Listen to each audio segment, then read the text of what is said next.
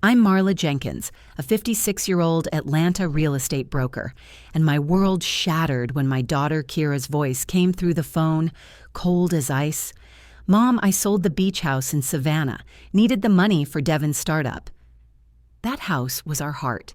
Decades of summers with my late husband Malcolm, Kira's laughter echoing on the shore. But I didn't scream or fight. Instead, I uncovered a secret empire Malcolm left me, a power Kira never suspected. This isn't just a story of betrayal. It's a raw, emotional revenge story where I taught my daughter what family really means. Stick around to see how I turned pain into a lesson that changed us both. Subscribe to catch every twist and let me know where you're watching from, day or night. Will Kira redeem herself? You'll want to find out. Revenge stories. Family betrayal. The hum of Atlanta's skyline buzzes through the glass wall of my office, a 10th floor perch where I've built my life as Marla Jenkins, a 56-year-old real estate broker who's clawed her way through a cutthroat industry. My desk is a mess of contracts and coffee stains, but the framed photos on the shelf, Kira at 10, her braids swinging as she dances on the Savannah beach, Malcolm grinning with a spatula in hand, keep me grounded. It's just another Tuesday, the kind where the city's pulse feels like it's syncing with my own, until my phone vibrates, slicing through the rhythm like a jagged blade. Kira's name flashes on the screen. My daughter, 32, all fire and ambition, probably calling to brag about her latest banking gig. I pick up, expecting her usual spark. Instead, her voice hits me like a cold slap. "Mom, I sold the beach house in Savannah. Needed the money for Devon's startup. It's done." I freeze, my hand gripping the phone so tight my knuckles ache.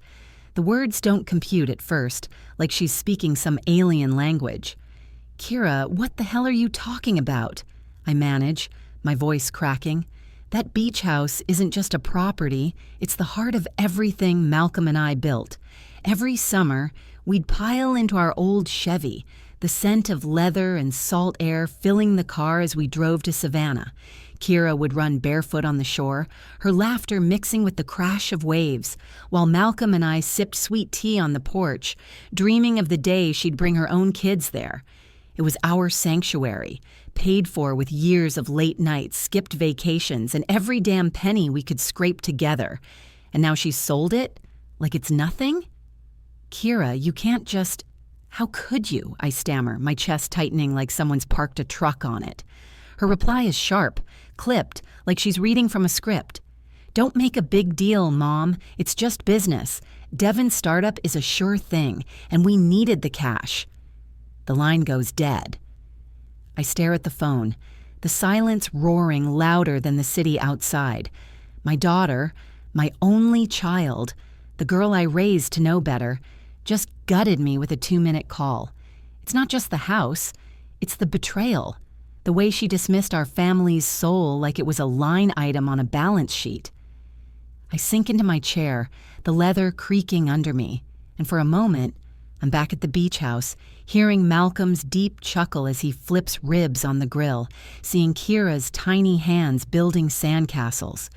The memory stings, a wound torn open by her words. I don't cry.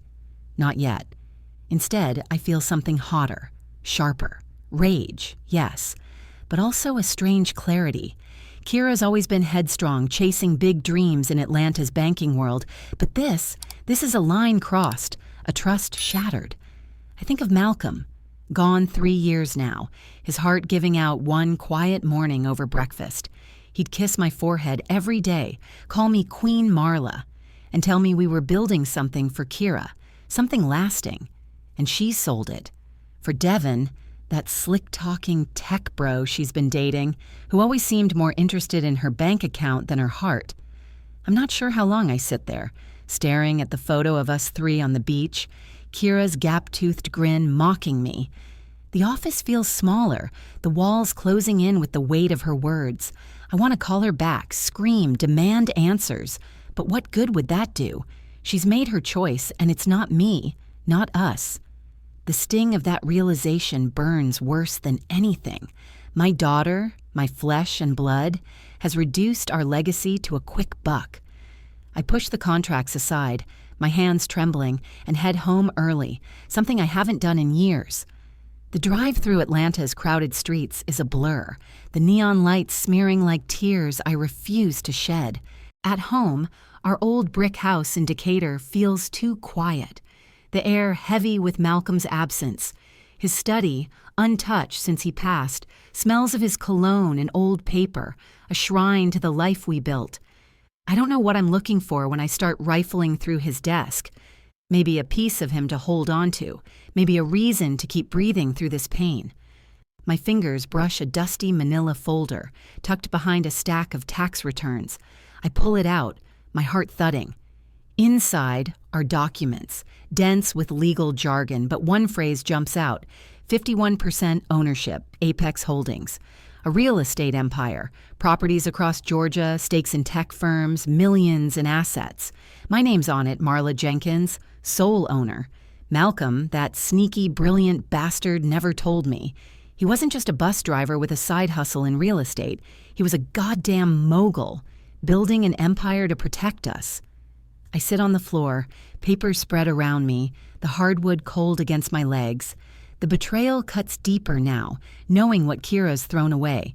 She didn't just sell the beach house, she sold a piece of Malcolm's dream, our dream. I close my eyes, picturing her at 16, sneaking out to meet boys on that Savannah porch, Malcolm catching her and laughing instead of scolding. "She's got your fire, Marla," he'd say. "Where's that fire now? Lost in some tech startup scam with Devin, who probably saw her as a meal ticket." I want to hate her, to let this rage consume me. But beneath it, there's something else. A mother's love, stubborn and unyielding, whispering that she's still mine, still worth saving. The city lights twinkle outside, indifferent to my crumbling world. I could call Kira, confront her, demand she undo this mess, but that's not how you teach a lesson that sticks. She's 32, not a child, and she needs to learn what family means, what loyalty costs. The Apex documents in my hands are power. Power Malcolm left me, power Kira doesn't know I have. I'm not the small-time broker she thinks I am, scraping by on commissions. I'm a player in a game she doesn't even know exists. My grief hardens into resolve, sharp as the edge of a blade. I'm not going to fight her. Not with screams or tears. I'm going to fix her, teach her what she's forgotten about us, about me. As the clock ticks past midnight, I pour a glass of Malcolm's favorite bourbon, raise it to the empty room, and whisper, "This one's for you, baby. Let's show her what we're made of." The bourbon from last night still lingers on my tongue as I push through the glass doors of Raymond Carter's law office, the folder of Apex Holdings documents clutched tight against my chest. It's barely 8 a.m., and Atlanta's morning traffic hums outside, a chaotic pulse that mirrors the storm in my head. Kira's betrayal, her cold, "It's just business, Mom," replays like a bad song stuck on loop. That beach house in Savannah wasn't just a place. It was Malcolm's laugh over sizzling ribs, Kira's tiny hands digging in the sand, my heart stitched into every board and nail. And she sold it, like it was nothing more than a stock to cash out. But this folder, this secret Malcolm left me, is a lifeline, and I'm gripping it like it's all I've got left. Raymond's office smells of old leather and coffee, the kind that's been sitting in a pot since dawn. He's a wiry black man in his 60s, Malcolm's old poker buddy with a sharp gaze that cuts through bullshit. I slide the folder across his polished desk, my hand still trembling from last night's revelation. "Marla," he says, adjusting his glasses, his voice low like he's about to drop a bomb. "You're sitting on a gold mine. Apex Holdings? You own 51% of it. Millions in assets. Condos in Midtown, office buildings in Buckhead, even stakes in tech firms down in Silicon Valley. Malcolm set this up years ago, kept it quiet to shield you from the corporate vultures." I lean back in the chair, the leather creaking under me, and try to process it. My husband, the man who'd burn toast and dance with me in the kitchen to Al Green, was a goddamn mogul, and he never said a word. The weight of it hits me like a freight train. I'm not just Marla Jenkins, the scrappy real estate broker hustling for commissions. I'm a power player, holding the reins of an empire I didn't even know existed. But the thrill of that discovery is drowned out by a deeper ache. Kira's betrayal. She didn't just sell our beach house, she spat on every sacrifice Malcolm and I made. Those summers in Savannah, teaching her to swim, watching her chase fireflies while Malcolm grilled, the porch light casting warm shadows over us. They were our legacy, and she traded it for Devin, that slick-talking tech bro with a smile too polished to trust. I can still see her at 16, sneaking out to meet boys on that porch, Malcolm catching her and laughing. "She's got your fire, Marla." "Where's that fire now?" Buried under some startup scam she thinks is her big break. "Raymond, how the hell did Malcolm pull this off?" I ask, my voice hoarse. He shrugs, flipping through the papers. "Your man was smart, Marla. He funneled every extra dime into investments, played the long game, wanted you and Kira set for life without the stress of boardroom wars." I nod, but my mind's elsewhere, replaying Kira's call, her voice cold as ice. My phone pings as I sit there, a text from her. "Mom, sorry I didn't ask about the house. Had to move fast for Devin's deal." It's a weak apology, like she's sorry for spilling coffee, not ripping out my heart. I don't respond. My fingers itch to call her, to scream, but that's not the move. Not yet. I leave Raymond's office, the morning sun glaring off the skyscrapers, and head to a cafe down the street, the kind with overpriced lattes and baristas who don't make eye contact. Sitting at a corner table, the smell of burnt espresso grounding me, I start piecing it together. Kira's chasing her dreams in Atlanta's banking world, always pushing to prove she's more than Marla's daughter. But selling the beach house? That's not ambition, that's blindness. She's forgotten what family means, what Malcolm and I built for her. I pull out my phone and call Denise, a friend from way back who sits on Apex's board. Her voice is all business, sharp as the heels she wears. "Marla, what's up? You never call this early." "Denise, I need dirt on a startup tied to Apex," I say, keeping my tone even. "Something involving a guy named Devin. Kira's mixed up in it." There's a pause, then a low whistle. "Girl, that deal's a mess. Overhyped AI nonsense, shaky contracts, and Apex's name dragged through it. Your daughter's in deep with this guy." My stomach twists. Kira's not just reckless. She's being played, and she doesn't even see it. I thank Denise, promising to catch up over drinks and hang up. The cafe's chatter fades as I stare out the window, watching a street vendor hawk hot dogs to suits rushing by. Kira is in over her head, but I'm not swooping in to save her. Not like that. Back at my office, the skyline feels sharper, like it's cutting into me. I spread the Apex documents across my desk, their weight anchoring me. Malcolm's handwriting is on one page, a note tucked in the corner. "For my Queen Marla, always." My throat tightens, and for a moment I'm back in our Decatur kitchen, his arms around me, swaying to "Let's stay together." He built this empire for us, for Kira, and she's throwing it away for a man who probably can't spell loyalty. The anger surges, hot and raw, but I swallow it. Screaming at Kira won't fix this. She needs to learn what she's lost, what family costs. And I've got the power to teach her, not with words, but with consequences. I lean back, the city's pulse thrumming through the glass. Malcolm always said I was a fighter, the kind who could take a punch and keep swinging. Kira's my daughter, my blood, but she's forgotten what that means. I'm not just a mom grieving a house. I'm a woman with an empire, and I'm about to play my hand. Denise's call comes later that afternoon, her voice low and urgent. "Marla, that startup? It's tied to an Apex subsidiary, and it's a house of cards.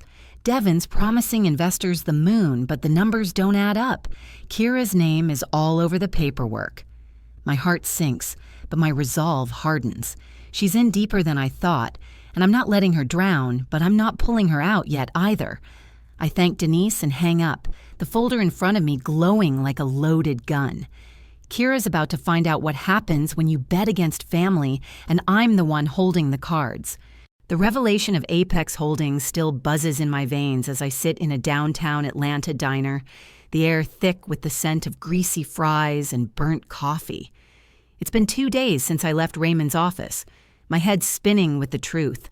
I'm not just Marla Jenkins, the scrappy broker. I'm the queen of a real estate empire Malcolm built in secret. But Kira's betrayal, her cold, "It's just business, Mom," when she sold our Savannah Beach house, cuts deeper than any corporate win. That house was our heart. Malcolm's ribs sizzling on the grill, Kira's laughter as she chased waves, my hands in the dirt planting jasmine on the porch. And she traded it for Devon's bullshit startup. I'm not yelling yet, though. I'm plotting, and this diner with its sticky tables and clinking plates is where my plan starts to take shape. Denise's call from yesterday plays on repeat in my mind. She laid it bare. Devon's startup, tied to an Apex subsidiary, is a house of cards. Overhyped AI promises. Contracts shakier than a bad mortgage. Kira's name is all over it, her ambition blinding her to the con.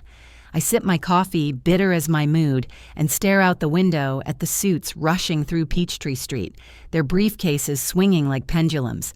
Kira's always been a dreamer, pushing to make her mark in Atlanta's banking world. But this? She's not just chasing a dream, she's being played like a damn fiddle. My phone buzzes and it's her voice softer now, cracking like the thin ice she's walking on. "Mom, I know you're pissed about the house. I messed up, but I thought Devon's plan was my shot to prove myself. Can we talk?" Her words hit like a punch I didn't see coming. For a second, I'm back in our Decatur kitchen, Kira at 12, her braids tight and her eyes wide, asking me to braid her hair for a school dance. She was my girl then, not this stranger who sold our past for a Tech Bros pitch. "Kira, you sold our home," I say, my voice low, steady, though my chest feels like it's caving in. "You didn't even ask." There's a pause, her breath hitching. "I'm sorry, Mom. I thought it was the right move. Devon said," I cut her off, "Devon ain't family, we are." She mumbles another apology, but it's shallow, like she's sorry for the optics, not the wound. I hang up, my fingers trembling, not ready to forgive. Not yet. The diner's noise, waitresses shouting orders, the sizzle of bacon, grounds me. I'm torn. Part of me wants to wrap Kira in my arms, tell her it's okay. But the other part, the black woman who's fought tooth and nail in this industry, knows she needs to feel the weight of her choices. She's 32, not a kid, and apologies don't undo betrayal. I pull out my laptop, the Apex documents glowing on the screen, and start mapping my move. I'm not just a mom, I'm a player with 51% of a corporate giant. I call Denise again, her voice sharp as ever. "Marla, you sure you want to mess with this? It's your daughter." I lean forward, my voice low. "She needs to learn, Denise. Stall Devon's contract, make it hurt." Denise doesn't hesitate. She's been in the game too long to question a queen's gambit. By noon, she's got the Apex board delaying the subsidiary's funding, citing due diligence concerns. It's a subtle knife, but it'll cut deep, slowing Devon's startup to a crawl. I'm not stopping there, though. Raymond's email pings as I finish my coffee. "Marla, found something. Devon used Kira's name on a $150,000 loan tied to the startup. Looks like fraud. Her signature's on documents she never saw." My blood runs cold. Kira's not just in over her head, she's drowning in Devon's mess. I tell Raymond to dig deeper, to build an airtight case. I'm not saving her yet, but I'm laying the groundwork. That evening, Kira shows up at my house, unannounced, a plate of snickerdoodles in her hands, the same ones Malcolm used to sneak from the jar. The Decatur air is thick with the scent of cut grass and evening heat, and she stands on my porch, her eyes red, her blazer wrinkled like she's been running on fumes. "Mom, I'm sorry," she says, her voice breaking. "I should have talked to you about the house. I was so caught up in Devon's vision I didn't think." The cookies are her peace offering, a nod to the days when we'd bake together, laughing over spilled flour. I take the plate, but my heart's guarded. Kira, that house wasn't just mine. It was ours, Malcolm's, yours. She nods, tears welling. But she's still defending Devin, still clinging to his promises. He said it's $1 billion idea, Mom. I thought I was building something for us. I want to shake her, tell her Devin's a snake. But I don't. She's not ready to hear it. She needs to see it, feel it, crash into the truth head on. I let her talk, her words spilling like a dam breaking. But I'm only half listening. My mind's on Apex, on the power Malcolm left me. I'm not just fighting for the beach house. I'm fighting for Kira's soul, for the girl who used to know what family meant. As she leaves, promising to call tomorrow, I watch her silhouette fade into the dusk, her shoulders slumped. The porch light flickers, casting shadows that feel like ghosts of our past. Back inside, I pour a glass of Malcolm's bourbon, the bottle he saved for special nights. The amber liquid burns my throat, and I'm back on that savannah porch, his arm around me, Kira asleep upstairs after a day of swimming. "She's got your fire, Marla," he'd say, his voice warm as the summer air. That fire's still in her, but it's misdirected, burning for the wrong reasons. I open my laptop, the Apex logo staring back at me. Raymond's case is coming together, and Denise's move is already squeezing Devin's startup. Kira's apology today was a start, but it's not enough. She needs to learn what she's traded away, what loyalty costs. I'm not her savior yet. I'm her teacher, and this lesson's just beginning.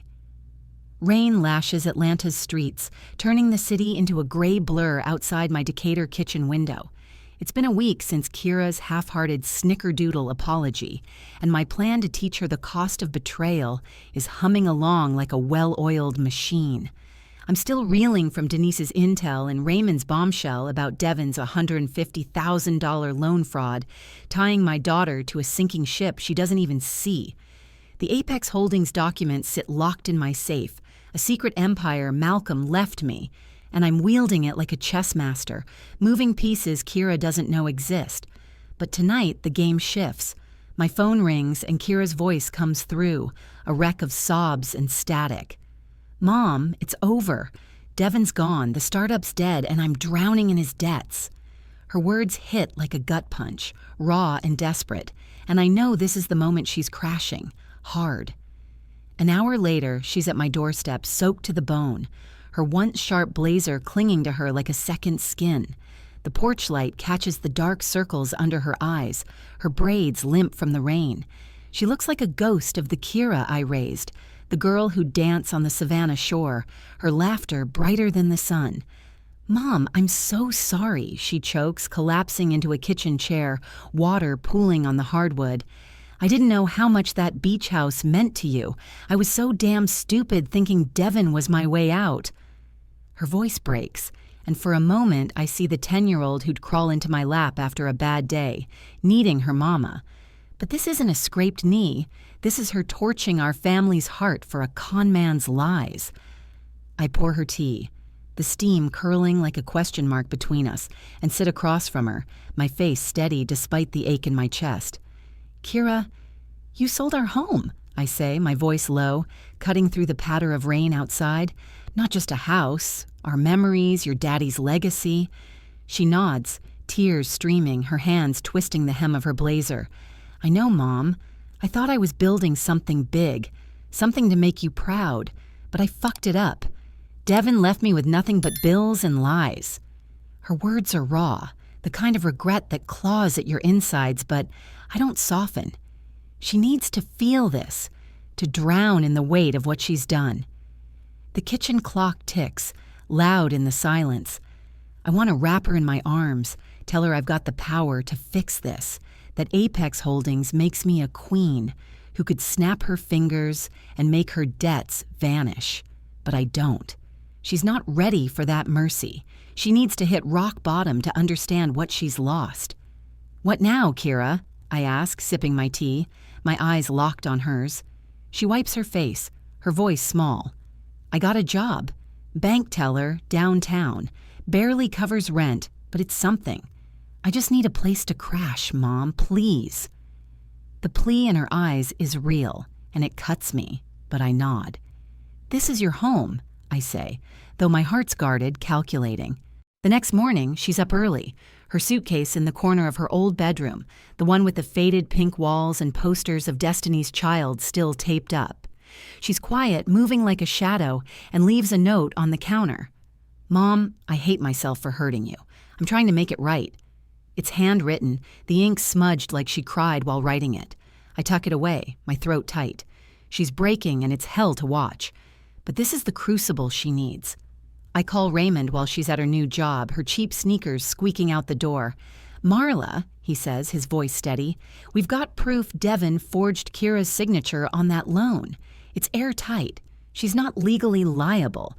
Want me to file now? I pause, staring at the note. Not yet, I say. She needs to learn first. Kira comes home that night, her shoulders slumped, her hands raw from counting cash all day. The kitchen smells of the collard greens I'm cooking, a recipe Malcolm loved, and she sits at the table staring at her plate. This job's killing me, Mom, she says, her voice barely above a whisper. Minimum wage, angry customers, and I'm still drowning in Devin's mess. She looks up, her eyes pleading. I keep seeing that beach house, you and Dad on the porch, me running on the sand. I sold it like it was nothing. I'm so sorry. Her voice cracks, and she buries her face in her hands, sobbing like the world's caving in. I want to tell her about Apex, about the power I'm holding, but I don't. She's not there yet. She needs to feel the full weight of her choices. Every week she leaves more notes, each one rawer than the last. Mom, I was selfish, thinking only of myself. I'll never forgive myself for hurting you. Mom, I see Dad's face every night, and I know I let him down. They pile up in my drawer, a testament to her guilt, but I keep my distance, letting her stew. Behind the scenes, I'm pulling strings. Raymond's building the fraud case, and Denise texts me updates. Devin's startup is crumbling, investors pulling out since Apex stalled the contract. Kira doesn't know I'm the one tightening the screws, and I'm not ready to tell her. I'm not just fighting for the beach house. I'm fighting for her soul, for the girl who used to know what family meant. As the rain slows to a drizzle outside, I stand at the sink, washing dishes, the soapy water warm against my hands. I'm back in Savannah for a moment, Malcolm's arm around me, Kira asleep upstairs after a day of swimming. She's got your fire, Marla, he'd say, his voice warm as the summer air. That fire's still in her, but it's buried under guilt and bad choices. I dry my hands, the towel rough against my skin, and look at her latest note on the counter, her handwriting shaky. Mom, I'd give anything to take it back. She's falling deeper than I ever wanted, but I know this is the only way she'll learn. I'm not her savior yet. I'm her teacher, and this lesson's far from over. The rain has stopped, but the air in my Decatur kitchen hangs heavy, thick with the scent of burnt mac and cheese, and the weight of Kira's unraveling. It's been 2 weeks since she showed up soaked and broken, her world shattered by Devin's betrayal and the debts he left her drowning in. Her handwritten notes, raw, tear-smudged confessions of guilt, pile up in my drawer, each one a stab at my heart. Mom, I was selfish. Mom, I let Dad down. She's working herself to the bone as a bank teller, coming home with raw hands and hollow eyes. But I'm still holding back the truth about Apex Holdings, the empire Malcolm left me. Kira's falling, and it's killing me to watch. But I know she needs this to rise stronger. Tonight, though, something shifts. The fluorescent light buzzes above us, casting sharp shadows on Kira's face as she sits at the kitchen table, picking at the charred edges of our dinner. The house is quiet, save for the hum of the fridge and the distant bark of a neighbor's dog. She looks up, her eyes red, her braids fraying like her resolve. Mom, I can't sleep, she says, her voice cracking like glass. Every night I see your face when I tell you about the beach house. I put Devin and money over you, over us. I sold our home, Dad's home, and I hate myself for it. I want to fix this, but I don't know how." Her words are raw, spilling out like blood from a fresh wound, and for the first time, I see my girl. Not the stranger who betrayed me. She's not just sorry, she's broken, and it's real. I lean back in my chair, the wood creaking under me, my heart caught between love and steel. I want to tell her about Apex, about the millions I control, about how I'm quietly dismantling Devin's lies with Raymond's fraud case and Denise's boardroom moves. But I don't. She's close, but she needs to earn this redemption, to feel the full weight of what she's done. "Kira," I say, my voice steady despite the ache, "you didn't just sell a house. You sold our history. Me, Dad, you, everything we built." She nods, tears streaming, her hands twisting a napkin to shreds. "I know, Mom. I was so damn blind thinking Devin's dream was mine.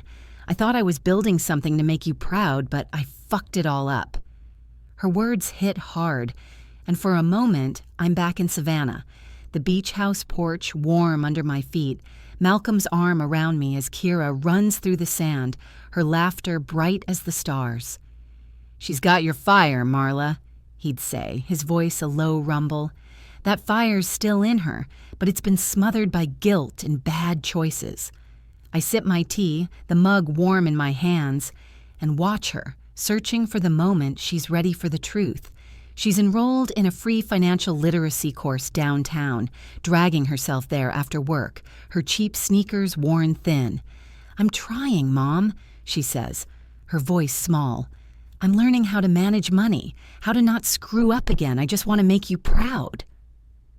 The next day, she comes home with a gift, her hands trembling as she hands me a photo album, the cover worn but sturdy, like the memories inside.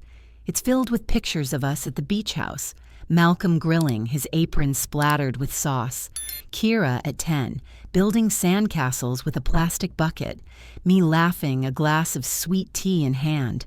A note is tucked inside, her handwriting shaky. "I'll never forget these again, Mom. I'm so sorry."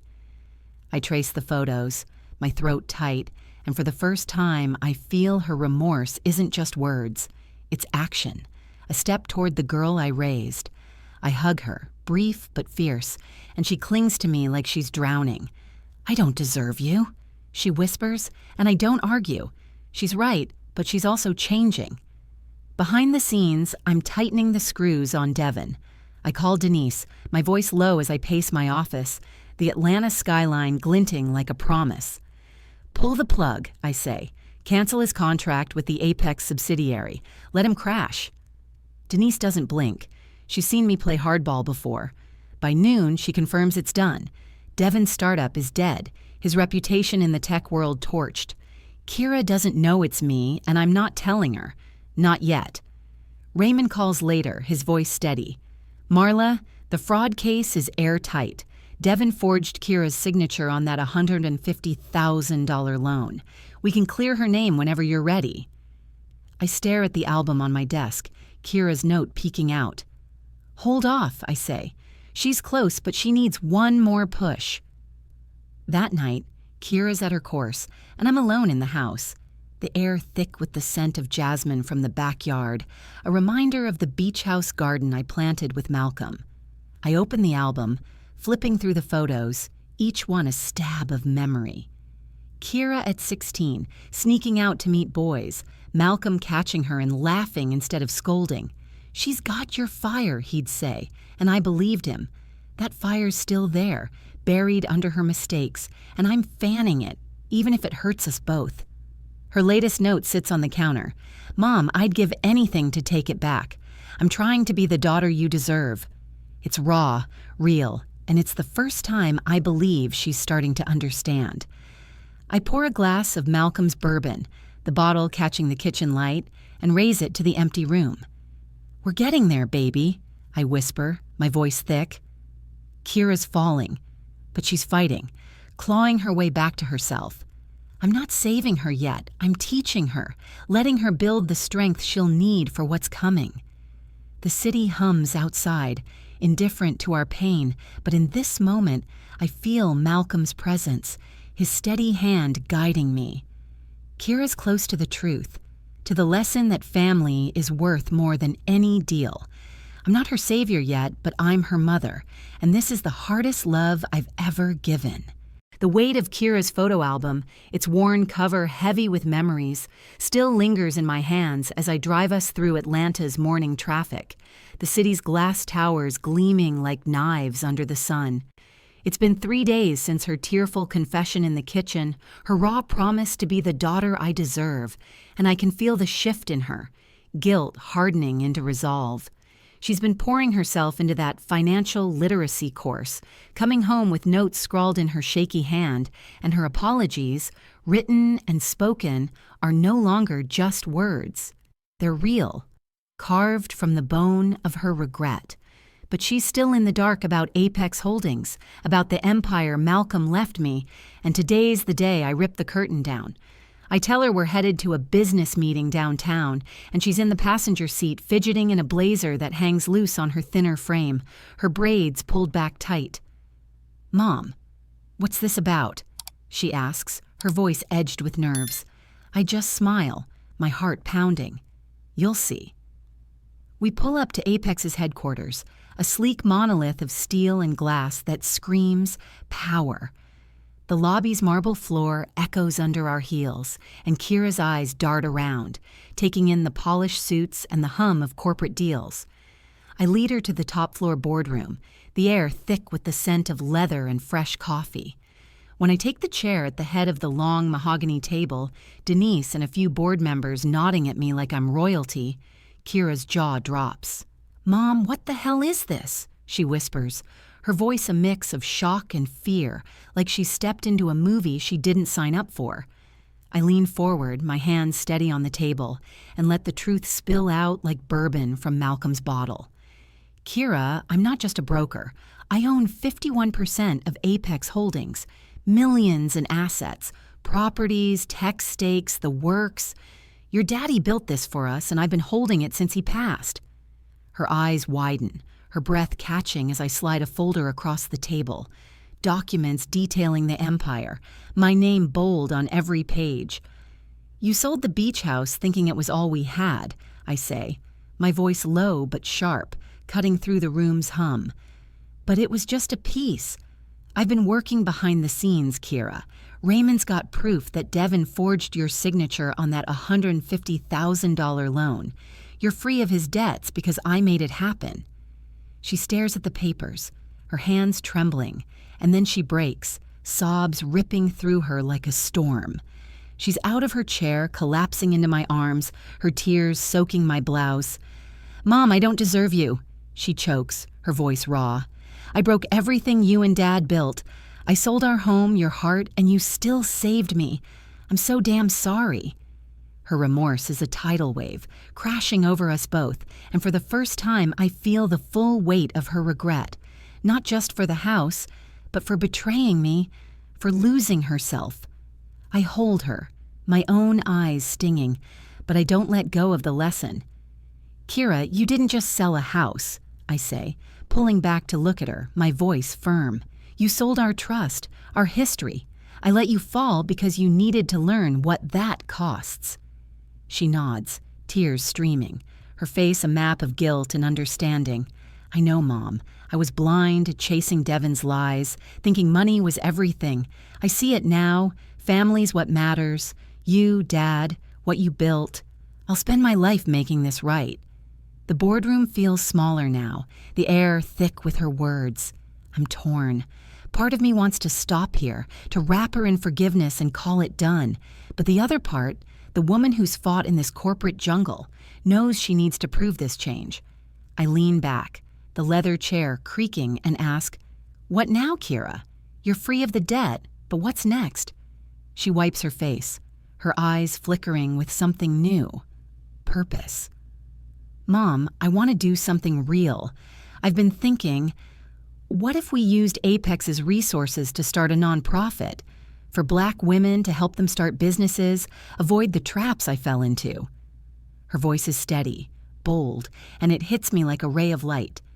This isn't the Kira who sold our past. This is the woman I raised, finding her fire again. I nod, my heart swelling despite the ache. That's a start, I say, my voice softening. But it's not enough to say it. You've got to show it. I slide another folder across the table, a small project for Apex's community outreach program. Run this, Kira. Prove you mean it. She takes it, her hand steady now, and nods. I will, Mom. I swear I'll make you proud. As we leave the boardroom, the city skyline sprawling below, she hugs me again, her embrace fierce.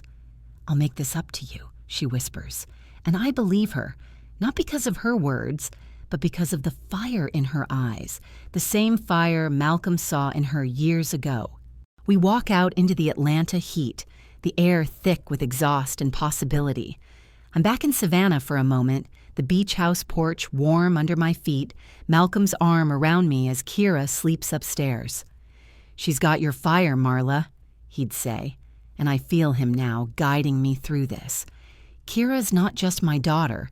She's a woman finding her way back, and I'm not just her mother. I'm her teacher, her queen. The lesson's not over, but this moment, this revelation, is the pivot. She knows the truth now, and she's ready to fight for it. I glance at her as we head to the car, her shoulders straighter, her eyes clear. The boardroom's behind us, but the real work's just beginning. The Atlanta skyline fades in my rearview mirror as Kira and I drive towards Savannah, the hum of the old Chevy's engine, a steady pulse beneath the weight of the moment. It's been 6 months since the boardroom revelation, when I laid bare the truth about Apex Holdings and Kira's eyes filled with tears, her remorse crashing like waves against the shore of our fractured bond. Her promise to make things right wasn't just words. It's been action, raw and relentless. She's been running our nonprofit like it's her life's blood, pouring her heart into helping Black women start businesses, while still clocking hours at that bank teller job to prove she's not leaning on my empire. Today, we're headed to the beach house, the heart of our family she once sold, now reborn as the headquarters of her nonprofit. The air smells of salt and possibility as we pull up, the cream-colored house standing proud against the dunes, and I know this is where we claim our victory. Kira steps out, her braids catching the late afternoon sun, her work boots scuffed from weekends spent scrubbing these floors beside me. "Mom, this place is us," she says, her voice steady. No longer the broken whisper of the girl who came home drowning in Devon's debts. "I'm keeping it alive like you kept me." Her words hit deep, and I see the weight of her guilt in the way she touches the porch railing like she's asking it for forgiveness. She's been relentless. Every weekend she's here, painting walls, planting jasmine like I used to, her hands dirty with the work of rebuilding. Her latest note, left on my kitchen counter last week, sits heavy in my heart. "Mom, I'd give anything to erase the pain I caused you. I'm trying every day to be the daughter Dad would have been proud of." It's 10 pages long, each word a brick in the bridge she's building back to me. Inside, the beach house hums with purpose. The living room, once filled with Malcolm's laughter and Kira's childhood games, is now a meeting space, tables covered with business plans and laptops. Kira's nonprofit, Rise Up, is thriving, mentoring women like Tanya, a single mom starting a catering business, and LaShonda, who's launching a hair salon. Kira's at the center, leading workshops, her voice strong as she shares her story, how she sold our home for a con man's lies, hit rock bottom, and clawed her way back. "I fucked up," she tells them, raw and real, "but my mom taught me family and hard work are worth more than any deal." The women nod, some wiping tears, and I stand in the doorway, my chest tight with pride. She's not the girl who betrayed me. She's a woman who's turned her pain into power. We step onto the porch, the ocean stretching endlessly before us, the sunset painting the waves gold. Kira's quieter now, her eyes tracing the horizon. "Mom, I got accepted into a social entrepreneurship program," she says, pulling a letter from her bag. "I'm paying for it myself from the bank job. I want to do this right." I nod, my throat tight. She's still working that teller gig, refusing Apex money, living lean to prove she's changed. I'm proud of you, I say and mean it, but her face clouds. I don't deserve that yet, Mom. Not after what I did. Selling this house, hurting you. It's still there, every day. She pauses, her voice breaking. I see Dad here, in every corner, and I know I let him down, but I'm trying to make it right. For him, for you. Her remorse is a living thing, woven into every action. Cleaning this house, mentoring those women, writing those notes that pile up in my drawer. I want to tell her it's enough, but I know she needs to carry this weight a little longer to let it shape her. You're getting there, I say, my hand on her shoulder, and she leans into it, her eyes wet. We sit on the porch Malcolm built, the wood warm under us, and I'm back in those summers, his arm around me. Kira asleep upstairs after a day of swimming. She's got your fire, Marla, he'd say, and I see it now burning bright in her. She's not just my daughter. She's a partner, a woman who's chosen to rebuild what she broke. Back in Atlanta, our lives have found a new rhythm. Kira lives with me, not out of need, but choice, splitting bills and cooking dinner, her collard greens almost as good as Malcolm's. She's still at the bank, her hands still raw from counting cash, but she's studying at night, her laptop glowing with business plans for Rise Up. Aurora, my nosy neighbor, drops by one evening, her tea steaming as she eyes the photos on my wall. Kira at 10, Malcolm grinning. Marla, folks are talking, she says, her voice low. They say you're richer than you let on, that you fixed Kira's mess. True? I smile, sipping my bourbon. Malcolm left me more than anyone knew, Aurora. But Kira's the one fixing herself. Aurora nods, her eyes sharp. You're a hell of a mother, Marla, letting her fall to teach her how to stand. That night, Kira comes home late, her work uniform wrinkled, and finds me on the couch, the album open on my lap. Mom, I told the women at Rise Up about you today, she says, sitting beside me. How you never gave up on me, even when I was a selfish idiot. They want to meet you. Her voice is soft, but there's a strength in it, a dignity she's earned. I'm here because of you, she adds, her hand on mine. I'll never take that for granted again. I look at her, my heart full, and see Malcolm in her eyes, his fire, his love. We've won. Not just the beach house, not just Apex, but each other. As the Savannah waves crash in my memory, I know this is our triumph. Betrayal cut us deep, but we've built something stronger from the wreckage. Kira's not just my daughter. She's a woman who's learned what family costs, what love demands. And me, I'm Marla Jenkins, queen of an empire, but more than that, a mother who taught her daughter to rise. We did it, Malcolm. I whisper to the stars, the bourbon warm in my glass. She's ours, and she's unstoppable. Wow, what a journey that was. Kira and I went through hell, but we came out stronger, proving that love and resilience can rebuild anything. I'd love to hear what you think about our story. Did it hit you in the feels, or maybe spark a memory of your own?